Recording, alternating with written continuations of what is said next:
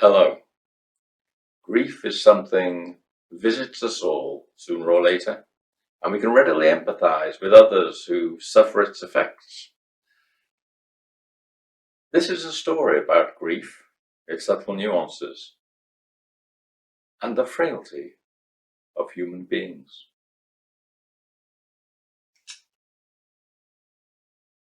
It came in fits and starts, her story, but mostly between hysterical gulps and incomprehensible flurries of words, taken like the sudden gusts of wind on the cliff tops she tried to describe. Sergeant Thomas did his best to calm Mrs. Cook down and reorder her thoughts into a semblance of rational narrative.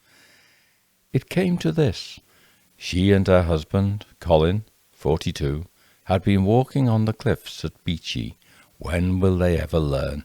When he had gone too near the edge and had gone over. 1 minute they were talking, the next minute there was a draught of wind like a great shove, a shout, and then he was gone. She couldn't tell if some of the edge had crumbled away, or he had simply lost his footing or balance in some way. She thought the former, but sometimes the latter. Sergeant Thomas did his best to accommodate both possibilities in the statement he drafted. "It might have been the wind," she cried. "There were strong winds on the cliff path," wrote Sergeant Thomas, feeling sorry to reduce the horror of the woman's experience to such a mundane explanation.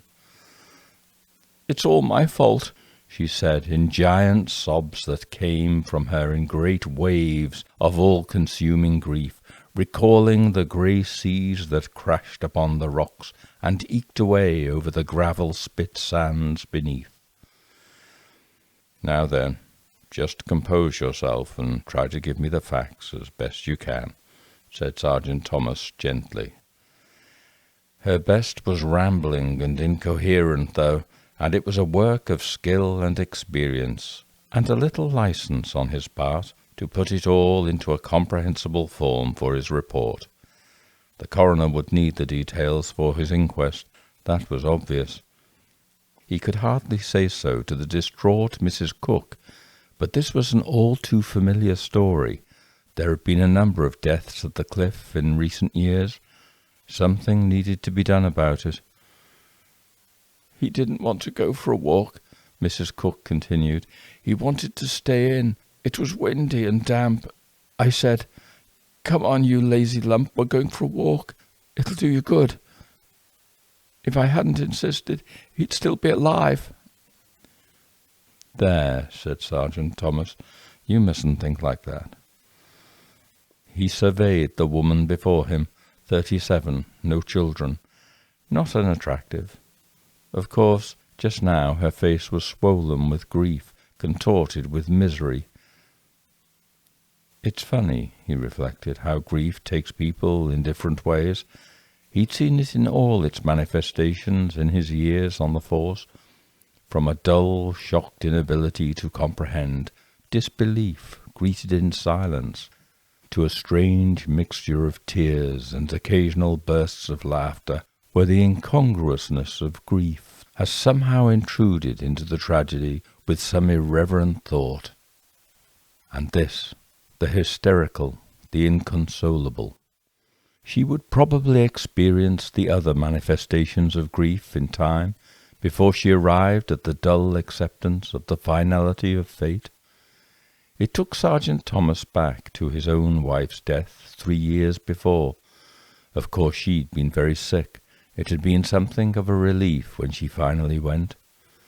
He had leaned over her and kissed her forehead in resignation, and a spasm of unbearable pain overcame him. Sometimes, even when we expect a death, do not resist it, and accept it as a blessed relief for those whom it visits. It still has the power to bend us by its crushing majesty, its absolute finality. It's a conviction without appeal. "You were standing near your husband when this happened," he pressed on gently. "Yes."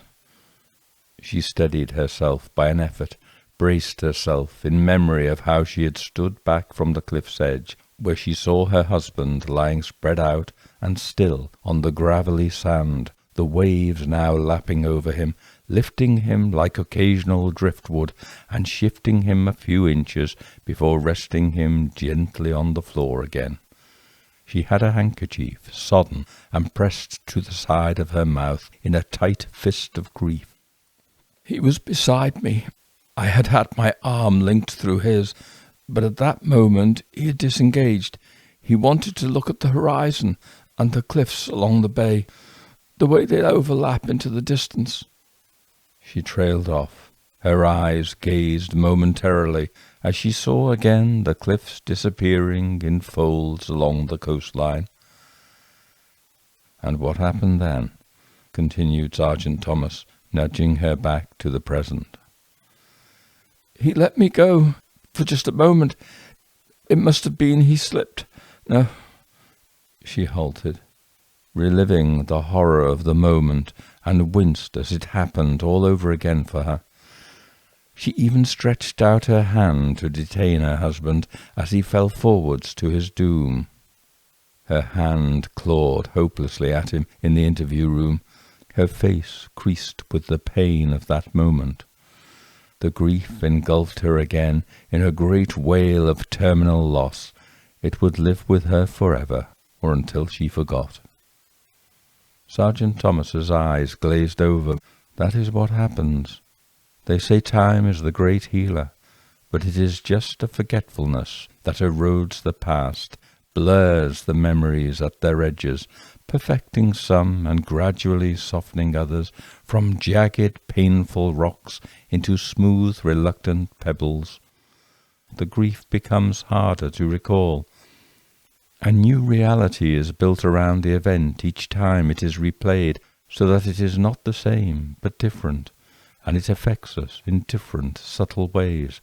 Sometimes we are sullen with dull, lifeless despair, other times resigned, forgetful. Sometimes it returns with the force of its first presence. That is what was with him now, to an extent, with the grief of this woman before him, which recalled his own of 3 years ago, when his wife had died. The rock was gradually being smoothed, the pain worn by repetition.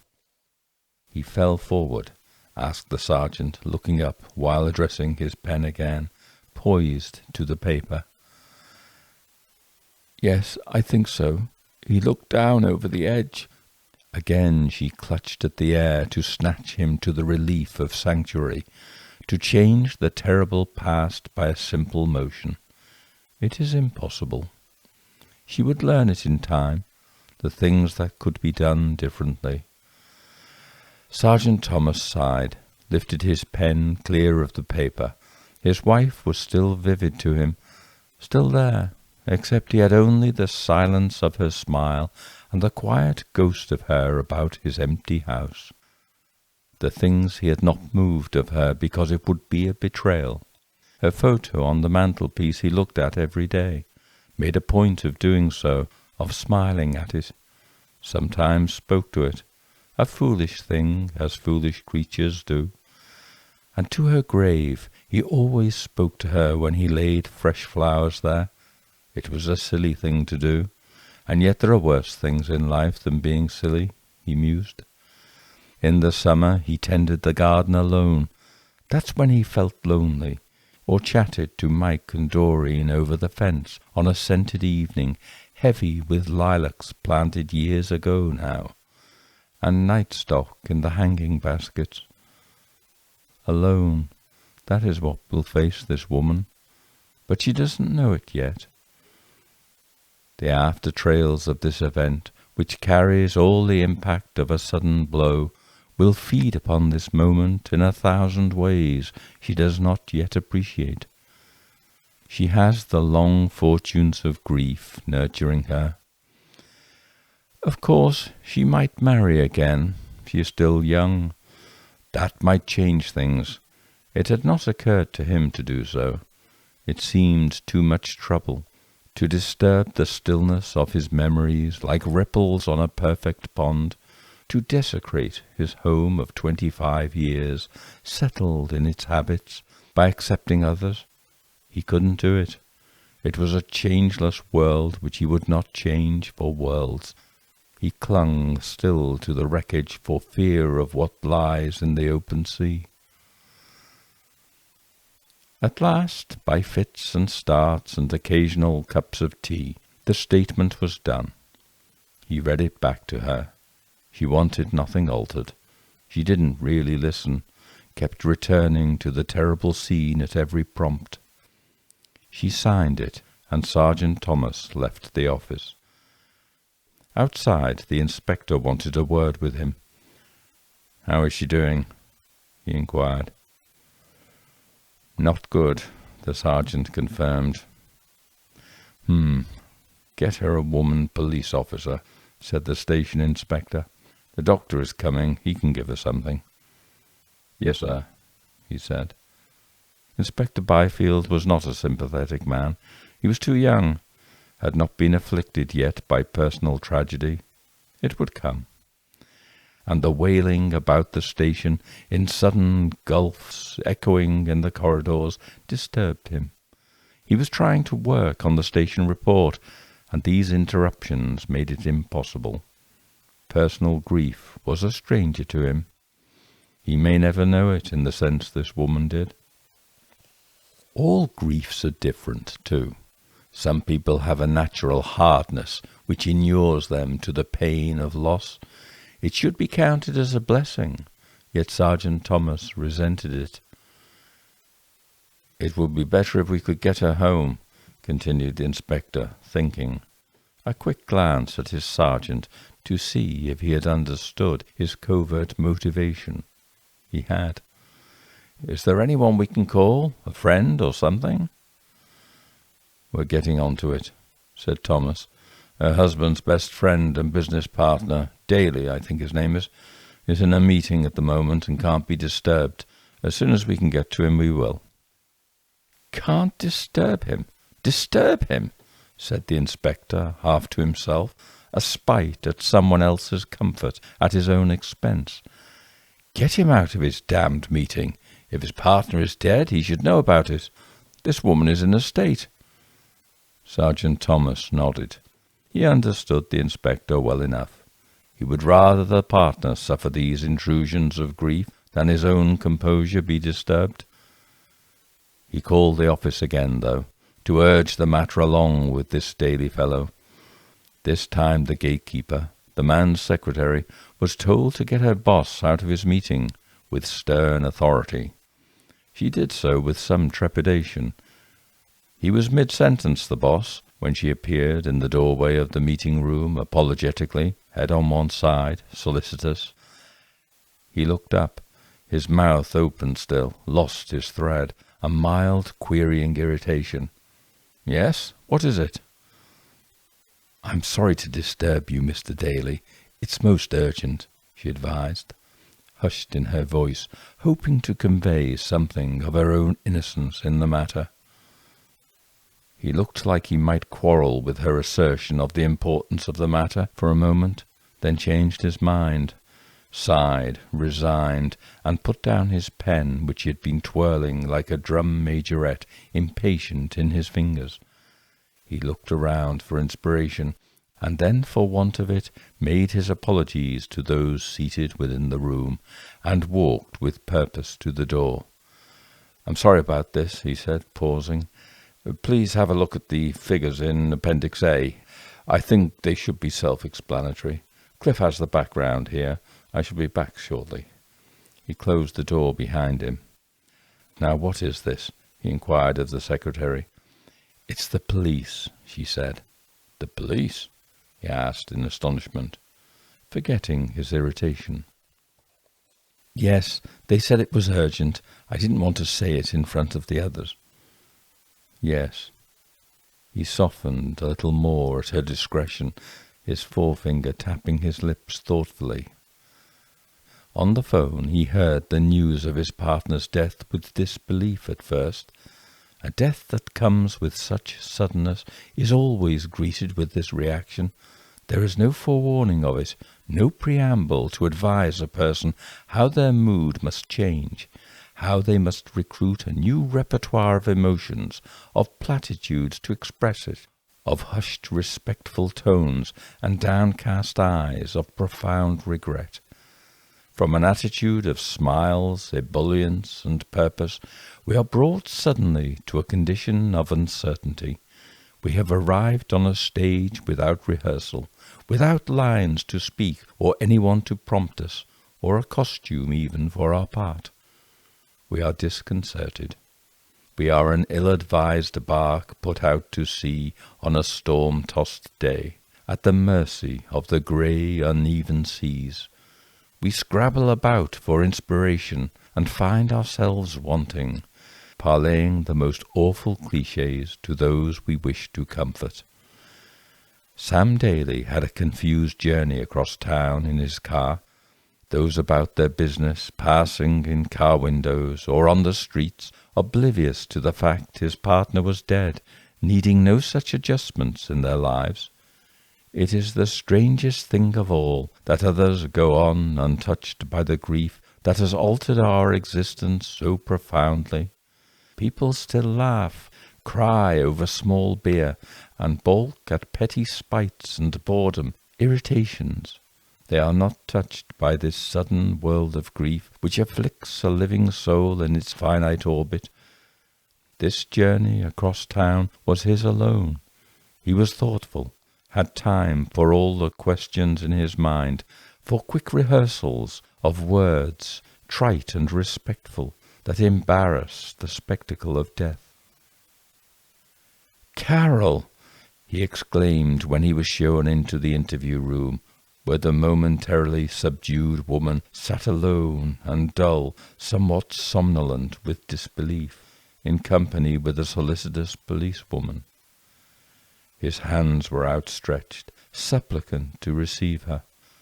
What can he do or say at such a time, and in the face of such catastrophe? How can he assuage the might of her grief?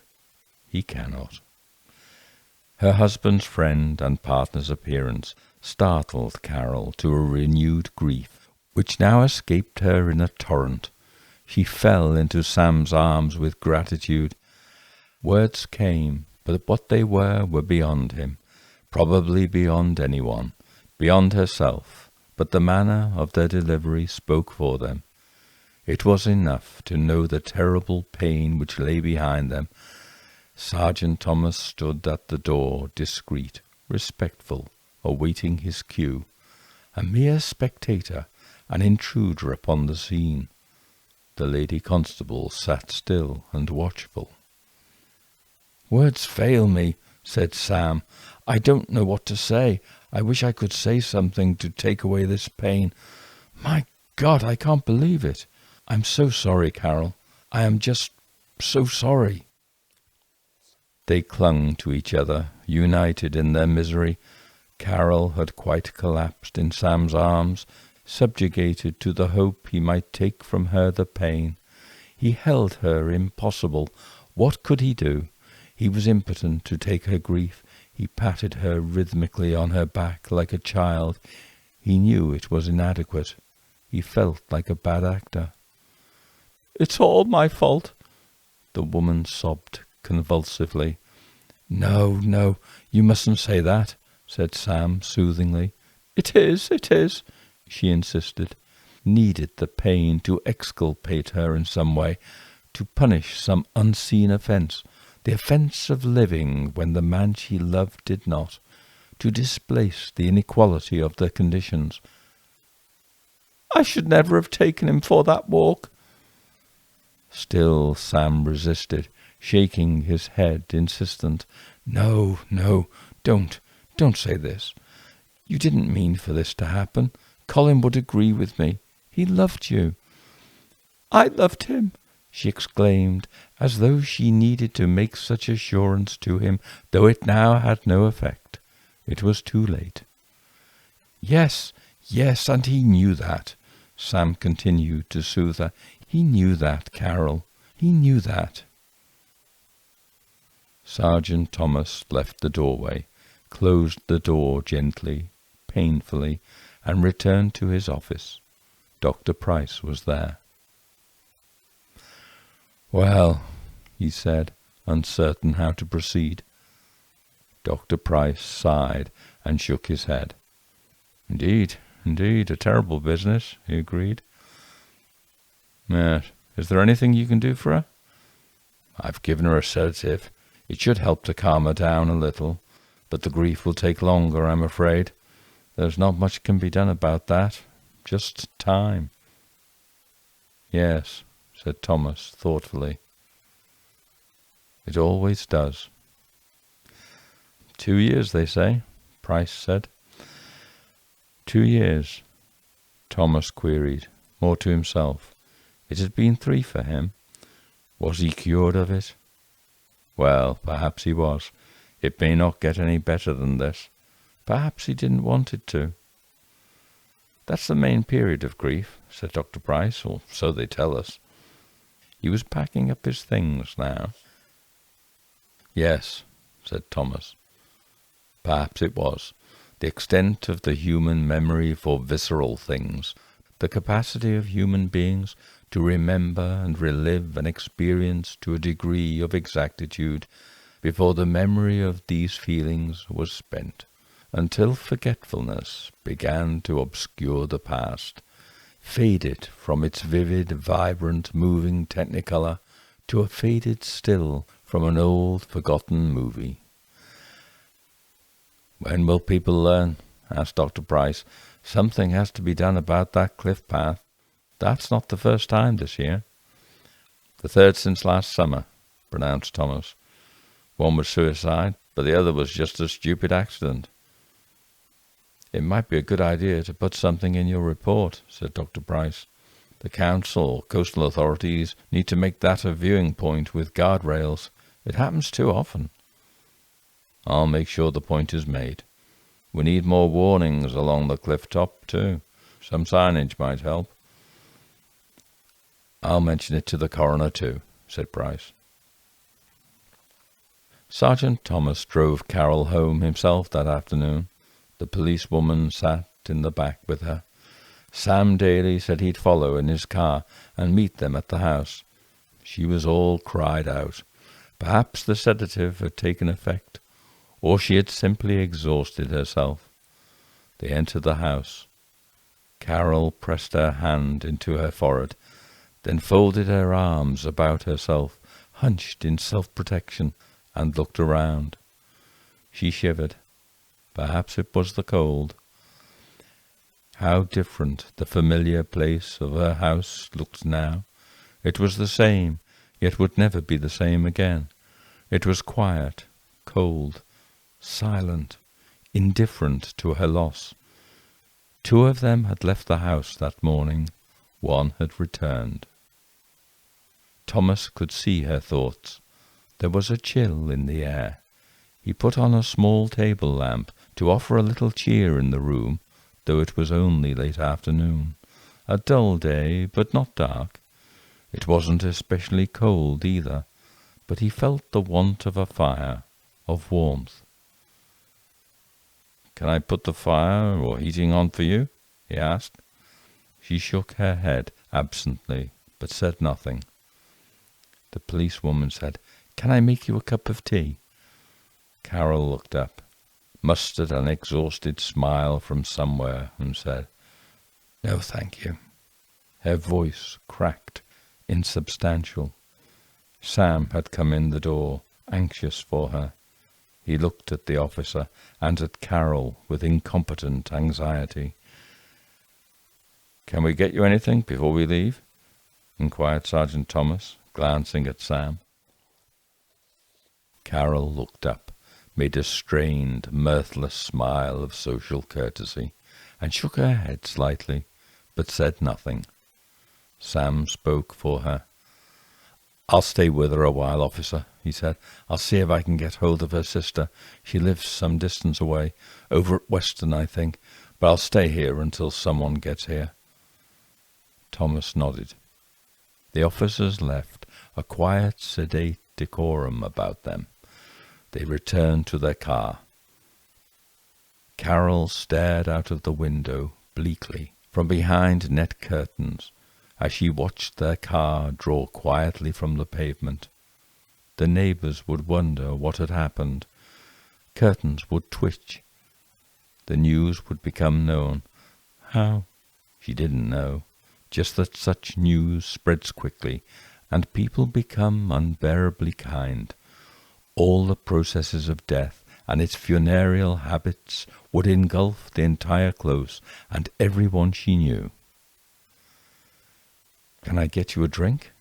asked Sam gently. "You must need it." "Scotch," she said blankly.